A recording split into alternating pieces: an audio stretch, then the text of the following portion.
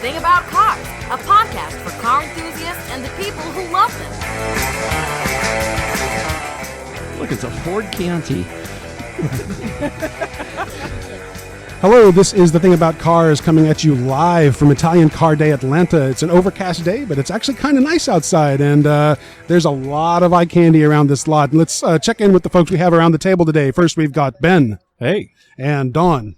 Oh, I'm here. That's right. I'm supposed to be looking at cars. That's all I'm doing here is I'm looking at cars. I'm here. And Dave. Ciao, bella. Yes, sir. And well, let's just jump right in. I know it's easy to get distracted because there's a lot of cool things happening around us. And if I drift off mic, I apologize. It's been a while since we've actually done an in-person live recording. We've been, pandemic has restricted us to doing stuff in our respective living rooms. But we're glad to be out in person today.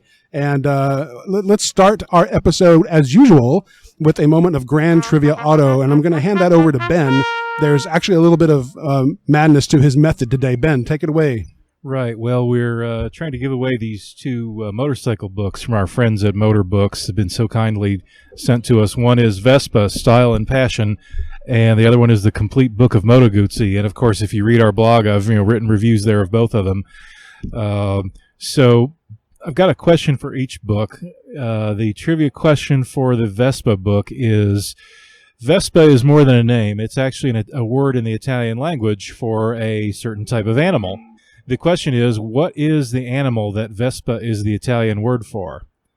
And the trivia question for the Moto Guzzi book is that Moto Guzzi is located in a very scenic part of Italy, and in fact, it's located next to a natural feature that is a real big tourist draw. What is that natural feature? Okay. So the first question is, what animal is a Vespa? Yeah, what is Vespa? The Vespa is the Italian word for what animal? Right. And Moto Guzzi is located where? That's the second question. Yeah, near what natural feature that draws tourists in Italy? What natural feature draws tourists to Italy? I haven't guessed. Two really good trivia questions. Yeah, and you can practically see they're it from excellent. the factory. So we're going to be opening those questions up to the public here, and if anyone gets those questions, they'll walk home with these really cool one of these really cool books, right? Yeah. Excellent. Unfortunately, I don't think anybody actually brought either a Vespa or a Moto Guzzi today. So yeah, don't that's see sad. any. Yeah. Okay, good. So we'll answer those questions later on in the show, and right now I think we're going to jump right into a cultural collision segment that I know both Dave and Ben are probably going to go head-to-head on. The issue is, why don't we see more Italian cars in the American market?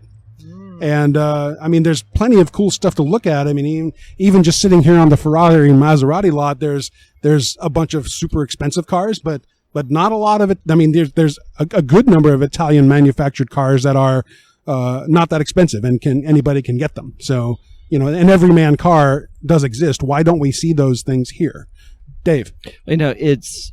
First of all, I got to describe the scene we're looking at because I'm looking up the tailpipe of a Pantera, so I'm going to be easily distracted. But they have You're arranged. looking up at two, actually. Yeah. oh, yes. They have the lot set up with a line of Maseratis, and then a line of Ferraris, and then a line of Fiats, and a line of Alfas, and so this is a little bit of an Italian car lover's wet dream all in one place. the Before we got on the air, Ben and I were having a conversation about why don't you see more Italian cars in the States in general, and especially in the United States. And because Dawn and I are both faculty members, I'm like, well, let's just research that. And so Yes, while we're let's do sitting some here, I research. pulled out my iPad and pulled up this article from Business Insider from 2016. And it talked about how that basically in the 1980s and 1990s, there was this huge pullback of Italian cars from the American market, and they didn't really start coming back in mass until 2010 and 2016 when this article was published. They said they had more Italian cars in the market than they had in the previous 27 years. The reason Business Insider put out for that was that the Italian cars were treated from the North American market because they were largely had a reputation for unreliability, and Fiat was the first one that came back with the reliability message. I will freely own that I have been in relationships where I have equated high maintenance partners to Fiats. So perhaps I'm also guilty of that reputation. But Ben, what were your thoughts? Well, yeah, kind of along similar lines. There was the reliability issue for a long time. I think also there was a little bit of a divergence in what the market really wanted. They never completely disappeared from our shores. The higher end brands, Ferrari and Lamborghini and Maserati stayed here, although Maserati was on the ropes for many years.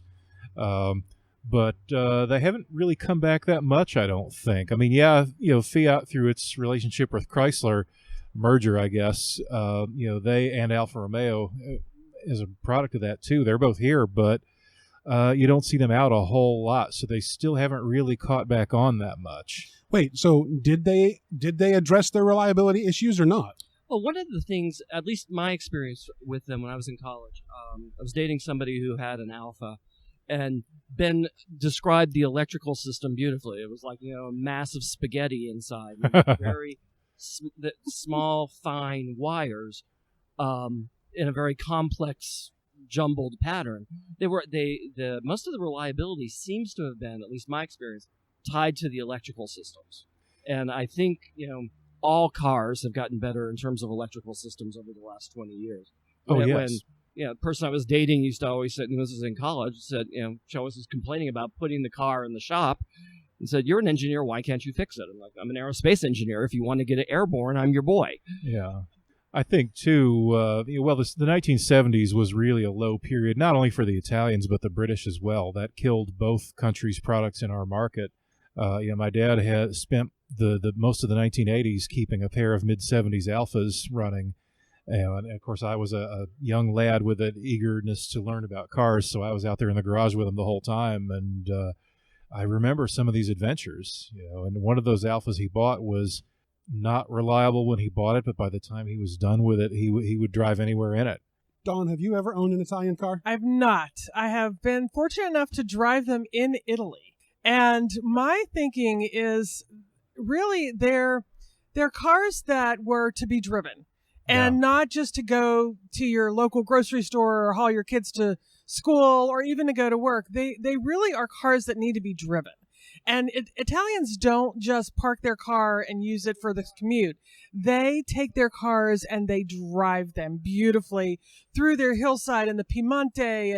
And in Rome, they smush 6 cars to 3 lanes. I have a feeling, the love of Italian cars is really about the love of the road. And they're just not as practical, even though maybe they're more reliable. They're, when you look at them, you don't think about sticking a bunch of stuff in your trunk. And I think Italian cars are really people who love cars.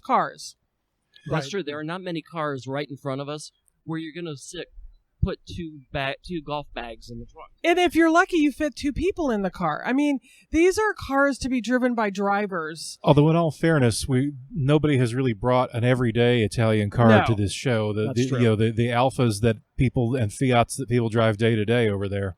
Well, maybe that's part of the problem. I mean, we're used to thinking of we're used to thinking of Italian cars as being eye candy. And they're maybe sexy cars. They're sexy cars, and righteously so. But maybe the American market simply hasn't seen, the daily driver versions that they have There overseas. are millions of working class Italians who drive like everybody else around the world. Yep. Right.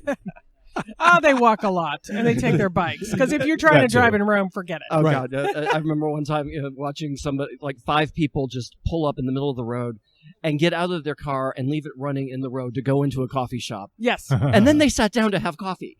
And their car's still driving, running. Yes, the car's still driving and running. And like, okay, are you getting coffee or are you abandoning it? Can I take it? Please, Exactly. someone steal it. Yes. I'm pretty sure that'll fit in a Delta overhead bin. Oh, yes, absolutely. All right. So does Italy does the Italian car market ever have a chance of getting a foothold in America? If I've learned anything in 25 years of marketing in America, anything is possible. Yeah, likely is a different matter.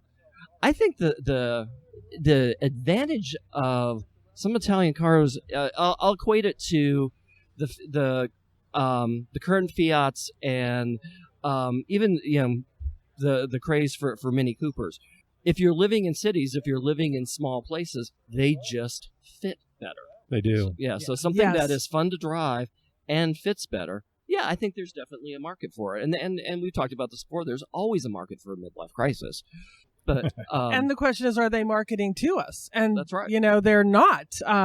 You're not seeing, even regularly. You'll see Mercedes, BMWs advertised on regular advertising. You're not going to see a Maserati or a Fiat, either side, advertised to us at all. Yeah. It's at one point in my career, I had to buy a lot, millions of dollars of wine every year. Oh, you had to? Okay. I had to, and after I got out of Betty Ford, I realized what a great experience that was.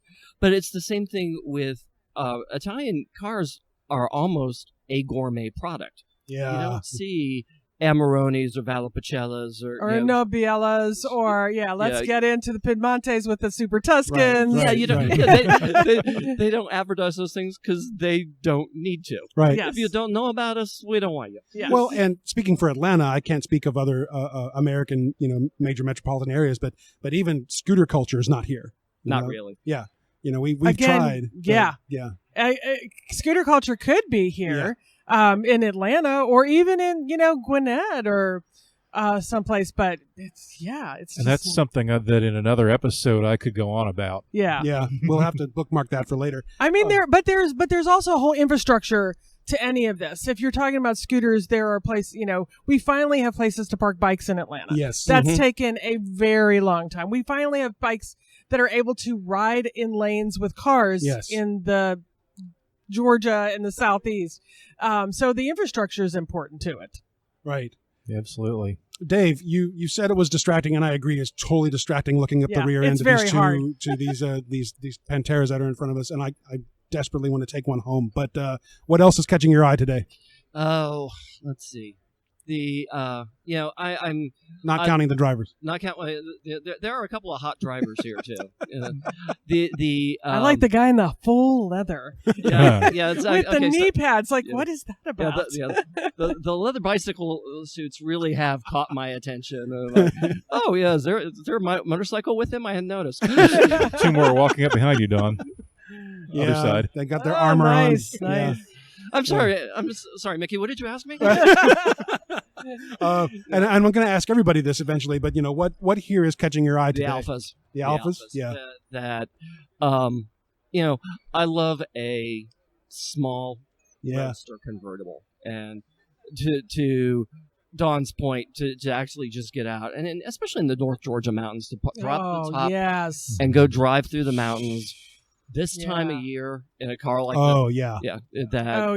It's a sensual experience. Sure. And you can't really talk about any Italian product without using the word sensual. I think that's fair. I think that's maybe absolutely Berlusconi, fair. but other than that, I think these 70 Ferraris are cute. I was going to ask, is that what's turning your head? That is definitely because it's such a 70s car, but in the classiest of ways. There are a lot of 70s cars you're like, glad they stayed there. Glad they're in junkyards. Not this Ferrari. These are very, very gorgeous. Yep. Yeah, they're pretty. a mail truck just pulled through. That's kind of hot. Oh, yeah. That's one of the older ones. Aren't they supposed to be scheduling those out for sprinters? Yeah, well, not sprinters, but the Metris van. Ah. In fact, I've already spotted a Metris on my street delivering mail. Yeah, and the one coming to my neighborhood is actually a Dodge Sprinter now. Oh, wow. So maybe, I don't know. Anyway.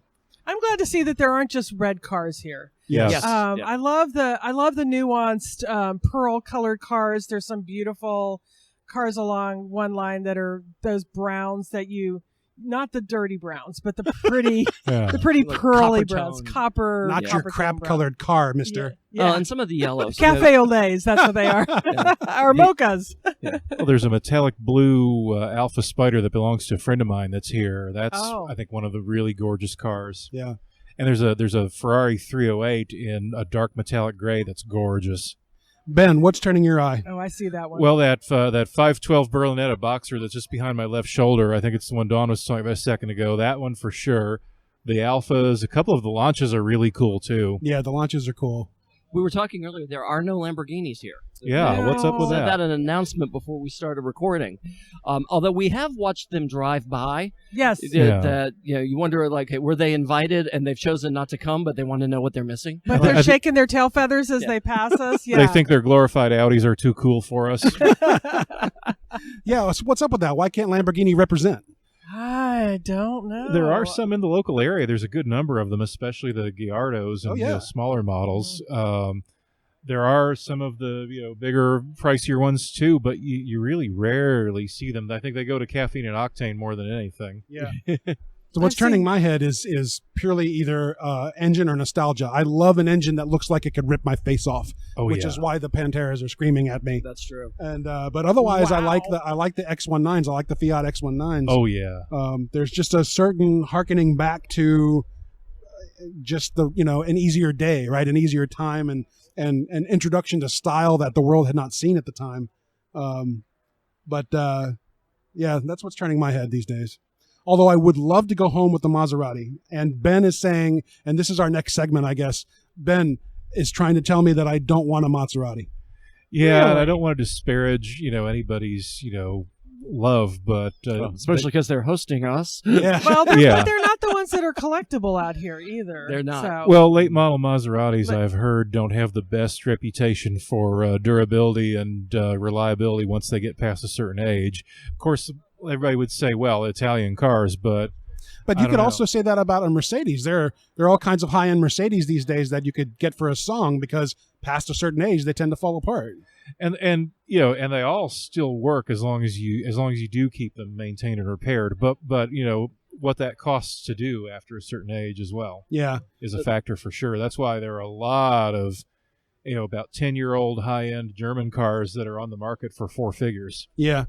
Yeah. Yes. I mean, I think it depends on how much you're willing to put in and keep the car really, really well. And of course, with the Maserati, you're going to have to take it into the dealer. You're not going to find, even Mercedes and BMW, you can get a local mechanic to work on. It is hard to get a local mechanic to work on those cars. It is. Well, I confess, my interest in the Maserati is that it just looks like a car that everybody's favorite mobster gangster has designed and built, and it just comes into the room wearing a sport coat that clearly has a gun that's too big to conceal under it, and it's going to kick ass and take names and then have some spaghetti and forget about it. You could cultivate a mobster look in a Maserati. And on the positive side, We'll get you a fedora. Uncle Mickey. Uncle Mickey.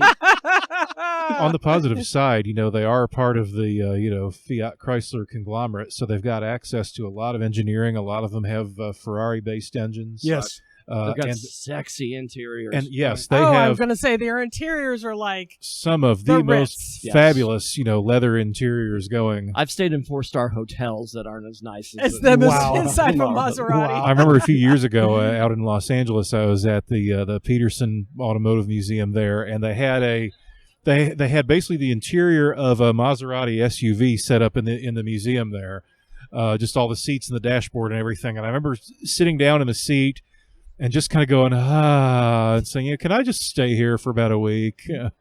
The last charity I ran, Maserati was a sponsor Oh, for one of our events, and we had it in an architectural stone gallery.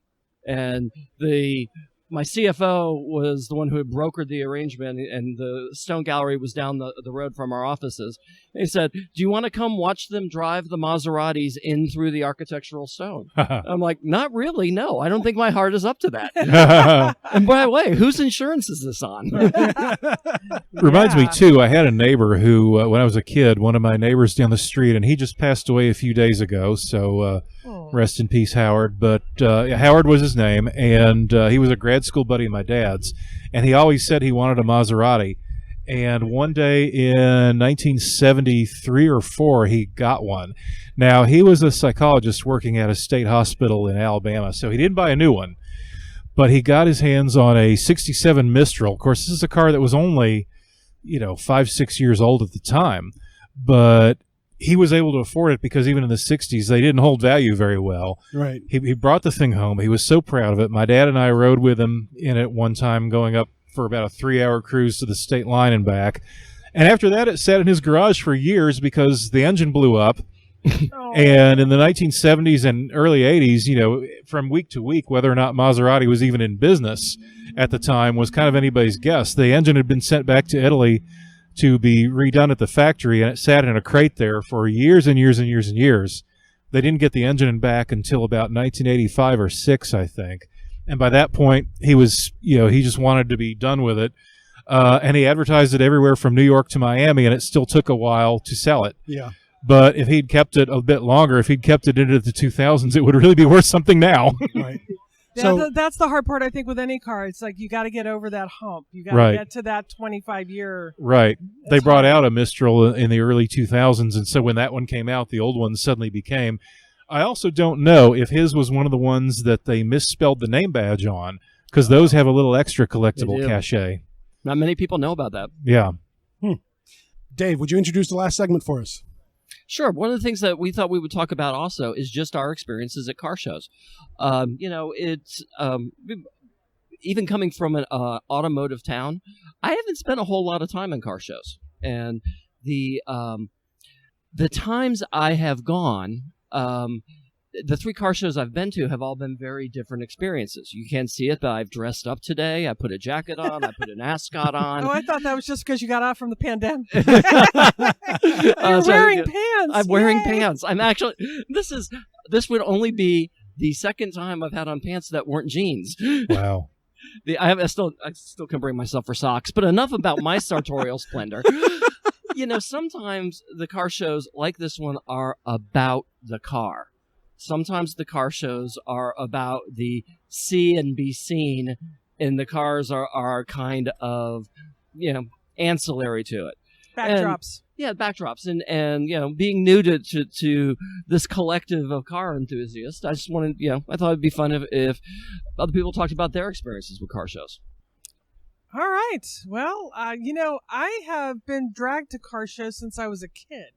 So my dad, had a 1964 Corvette Honduras red, and Sweet. even when he didn't have that car, we would, if there was a car show, we were driving along, we would pull over and walk through the car show, and Dad would oogle over all the cars, and Mom would too. So and then both of my uncles worked for dealerships and were mechanics, and so from a young age, I got in the middle of car shows and funnel cakes and all of that good stuff. But then as older now, when we drive around, ballots are going over there. I do that same thing to Chris. We were up in the North Georgia mountains last fall, driving back from a wine tour, and there were 1940s, 1950s, just about 2 little rows of cars with gentlemen they were so proud of these cars, and I had to stop. And I had to talk to every single one of the owners and find out why he had the car. And the problem was there was mostly men. That's the hard part about this. I want to get a car that I can stand here and be the one that someone comes and talks to. But my experience with car shows is that it's romantic and it's interesting, and there's a story behind every one of these cars. Exactly. Yeah. Ben, I know you've been in various degrees of car culture all your life. Oh, yes. I can't even remember an age at which I didn't know what they were, and helping my dad in the garage ever since I could hold the tools. But, I think my first show was the World of Wheels in Birmingham, Alabama in 1977. Imagine a Civic Center convention hall filled to the brim of, glorious chromed, customed hot rods and things. And I've been going to car shows ever since. I've been to everything from that to like these Italian events. I've been to a bunch of British car shows, which I've exhibited at a few times too, with one of the Lotuses I had. And I've even been there was one day over in Germany when I was in the Army over there. I was helping a friend move. We were driving a Mercedes van full of all his worldly possessions, and we happened to go around a curve, around a valley, and in the middle of that valley in the curve, we saw a sea of hundreds of air-cooled Volkswagens having some kind of club meet. So we weren't in a hurry, so we pulled in and walked around and enjoyed it. So yeah, I mean, you name it, any kind of car show, I'm game. Yeah, I mean, there's a certain, I'm going to use the word exhibitionism at play with people who just want to come out and show their stuff. And then Well, for me, community too. Community, exactly. That's exactly right. That's a much better word. But but people are willing to share their stories, right? And people are willing to share their passion about what they've brought. And that's what I like about car shows is, the cars are great, but the cars are nothing without their people.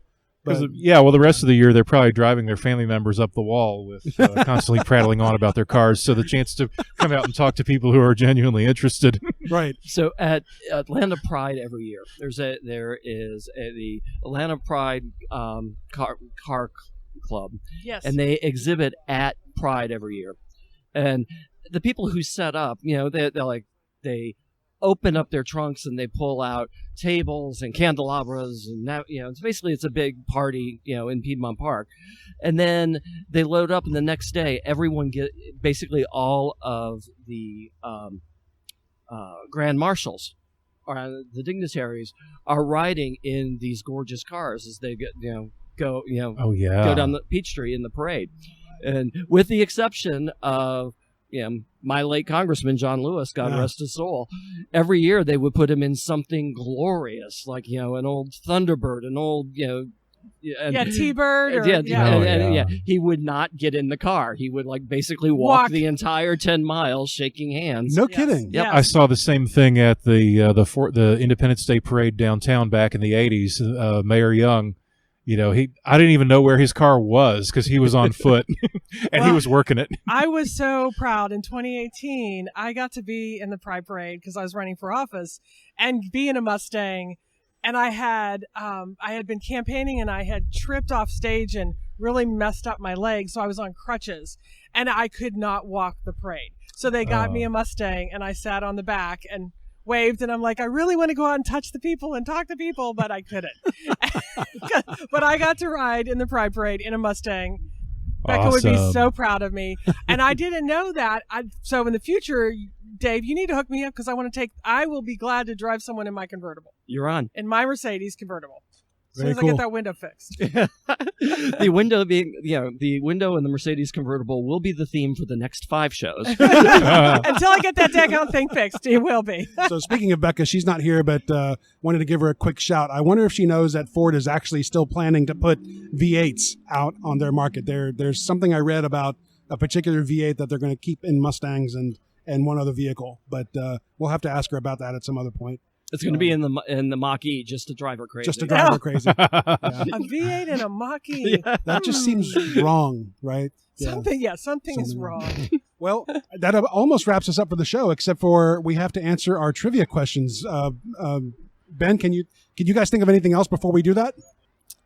I don't know if anybody, can think about any car shows in the future, but if they want to let us know about them, we would love to come and do a podcast and promote the event leading up to the show. So, I think for the pandemic, this is a perfect opportunity. There's air flowing freely. Some people are wearing masks, being very cautious, but I think we could do a lot to promote car events in the future and get out there and help y'all. Exactly. And I think there's many ways we can collaborate to interact with the audience while we're doing the thing on site. We would, definitely. I think this is our first foray, but it feels safe. It feels, the air, again, it's a beautiful fall day. Oh yeah. It is. And this is a great way to get outdoors and look at all of these amazing, engineering. Yep. Ben. Well, I could just spill it, but before I do any of us present actually know the answers other than me? I have an answer for the Moto Guzzi question. I think I know the Vespa. And once you say the other one, I will know it. But I'm going to venture first on the Vespa. I'm thinking it's a small, wilderness cat in the mountains, like some kind of, not a lion, but, like a lynx or something like that. That's my guess. That sounds really cool. I would love to see one of these creatures, but it's incorrect. Okay. Dave, what's your guess? Okay, totally guessing. So for the Moto Guzzi, I'm going to say it's near Mount Etna. And for the Vespa, I'm going to say mosquito. You're warmer on the Vespa. Oh, okay. All right, so for the Vespa, I'm going to say lemur. Lemur. Italy? No, Italy? So for the Moto Guzzi question, I'm going to say the Leaning Tower of Pisa. But you said it was natural. Yeah. Oh, it's natural? Yeah. Yep. Then the Vatican. That's not natural. that sprung up from Which of these two is less natural would be a whole other debate too. But I would like to revisit my Vespa answer. Is it a wasp? it is a wasp. Oh, Well that done. makes so much sense. Well Is if done. you look at the scooter from the side or from above, that kind of rounded, bustly back end sort of resemble, next to that skinny little midset. The answer for Moto Guzzi is the factory is located very close to the shore of Lake Como. Oh, Very beautiful area. Nice. Wow. It's Beautiful. gorgeous. I think the town they're located in is Mondello del Largo or Lario or something like that. The Italians listening will be cursing my mother for murdering the name of their town, but We need to go to Italy. yes, yeah, we do. we need to go visit that all of the makers of the foreign cars. Yep. Yeah, Absolutely. if Rolls any- Royce, We need to figure out how to appropriate Porsche. that. So thank you as always for Stuttgart. joining us. This has been an episode of The Thing About Cars, recording live at the Italian Car Day Atlanta event happening here in Atlanta 2020. Lots of good eye candy. Please keep your ears peeled for us, and hopefully we can catch you at other car shows in the future. And we hope you and yours are staying safe out there. So we'll see you with another episode in about a week. Take care, you guys. Have fun. Arrivederci. Ciao. Yeah, ciao, Bella, ciao. Thank you for listening. This has been The Thing About Cars. We'll see you on the road.